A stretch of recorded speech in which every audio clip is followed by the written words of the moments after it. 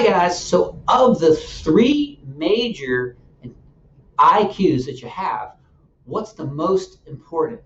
Is it your intelligence quotient, or said differently, our current best way of testing what we're quote unquote the smartest, which is very adaptable, by the way, as time passes. So it's not really written in stone, it's trainable. Oh, or is it the one that's gotten a lot more press lately? Is it your emotional quotient? They say that's the one that is the most important in terms of whether you're successful and happier in life, because it helps you to be connected with people and to be able to read people. That's the emotional quotient. Or is it the third one that doesn't get talked about a whole lot? Is it your movement IQ? Well, what the heck is that? That is how well can you do the things that you have to do: sitting, standing, walking, going up and down stairs, carrying groceries, during your normal daily activities, or the things that you love to do, like biking, hiking, participating in a sport activity. Can you do those things easily? Do you pay for them after the fact? Do you get hurt when you do them? Are you sore for a week after? Or do they feel good? Well, a good test of it, if they feel easy and you don't pay a lot of residual, well, chances are your movement IQ is probably pretty high. Well, I would argue that the most important of all of them is your movement IQ, because that actually supports everything in all of your systems and everything around life. And let me explain. So research has shown that moving a lot, moving frequently, and having a good repertoire of movement helps us to avoid health issues. It helps us to feel good. It helps us to be more physically capable as we get older. It helps us connect with people. It helps put us in a positive mental framework, in a positive mental state.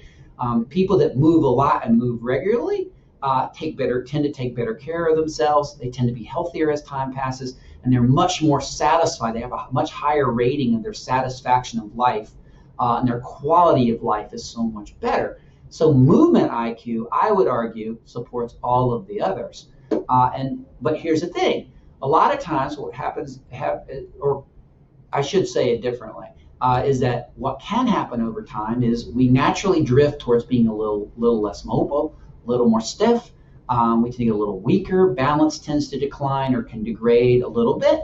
Well, it doesn't have to. It's changeable. And the result of those things causes us to be a little more tentative in how we move, makes falls more likely, makes us a little less physically capable. Well, don't have to do that. All of that is trainable. As physical therapists, I'm Clark Tanner. I'm a physical therapist life coach and founder of Thrive Physical Therapy and Wellness in Richmond, Virginia. And all day long, we help people. When you break it down to what we really do, we help people to improve their movement IQ so that their quality of life stays high. And all of these things are very, very trainable. You can get stronger as time passes. You can get more mobile as time passes. Your balance doesn't have to drop. It can get better over time. And you can be very physically capable well into older age. So your whole lifespan, we want you to be able to be out there doing the things that you love to do without residual, without having to pay for it, and want you to stay at it for a really long time. Well, that is possible, and it is doable if you're willing to work at it and you're willing to stay after it. But it does take some effort. Got to work on that movement IQ. So how do you tell? How do you tell whether or not your movement IQ is good or not? Well, ask yourself those questions. Can you do the things that you have to do on a normal daily basis? Can you participate in a sport that you love and the physical things that you love? Does it feel easy for you? Does it feel good? Is it enjoyable? Like if it doesn't feel good, it feels uncomfortable, well, that's a good indication that maybe your movement IQ is not where it could be. If it feels good and you don't pay for it and you're able to do lots of things without residual kickback, well, then your movement IQ might not be too bad. Well, so where would you put yourself on that scale? Would you give yourself an A? Would you give yourself a B? Would you give yourself a C? Or maybe even a D? Well, if you're in these grades that you don't want it to be, well, that's something we help people with all day long. We can help guide you in that. Just mention something in this post, and we will be happy to guide you towards improving that situation and try to bring your grades up.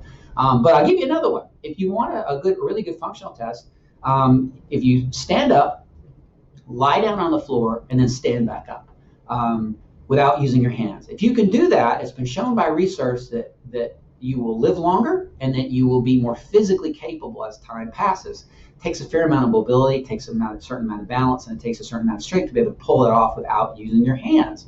So it's a pretty good basic movement IQ test for where you are. So give that a try. There's lots of other really good ones and some that are more difficult than that. But try that test and see where you stack up. If it's easy, thumbs up, great job. Keep up the good work. If it's not where you want it to be, work towards changing it. It just takes practice, takes a little sweat equity and effort at getting at it. But anyway, give some thought to movement IQ. Movement IQ is another one that needs to be on the radar. It's another one that is hugely important to get at least a passing grade, preferably an A+ on. So anyway, guys, thanks for listening to me, everybody, and work on that movement IQ and keep on thriving. Take care, guys. Bye-bye.